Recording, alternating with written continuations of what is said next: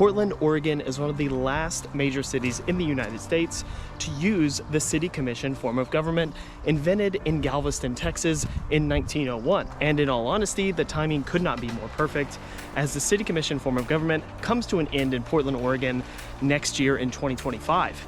Now, as I hike here in the Cascade Mountains, right along the Columbia River, over 1,800 miles away from Galveston, it's a very good reminder that there are very few connections between the Pacific Northwest and Galveston, Texas, other than deep, rich history. Over 6,000 people were killed during that storm, and many people and businesses moved away from Galveston. Now, this was a problem because at the time, Galveston's port was one of the most significant in the state of Texas and to the west. So in 1901, as Galveston begins its slow rebuilding process, city leaders in Galveston and state leaders in Texas decide to get together and form a new government to help hasten the process to rebuild Galveston and the Texas economy. The Texas government and Galveston city leaders were concerned that current city council could not handle building back the city, which is why the state got involved to appoint commissioners in the first place. And after much deliberation between the Texas government and the citizens of Galveston,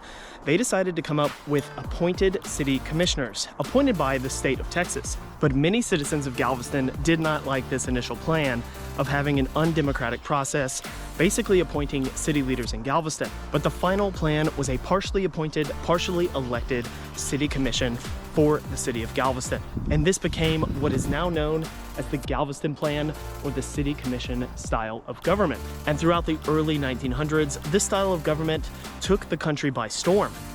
The Galveston Plan features a small governing commission elected at large by voters, typically comprising of 5 or 7 members. These commissioners collectively handle legislative functions like taxation, appropriations, and ordinances, while individually overseeing specific municipal affairs like public works or finance. Key features of the City Commission include blending legislative and executive functions within the same body, with one of the commissioners being designated as a chairman or the mayor, mainly for presiding over meetings.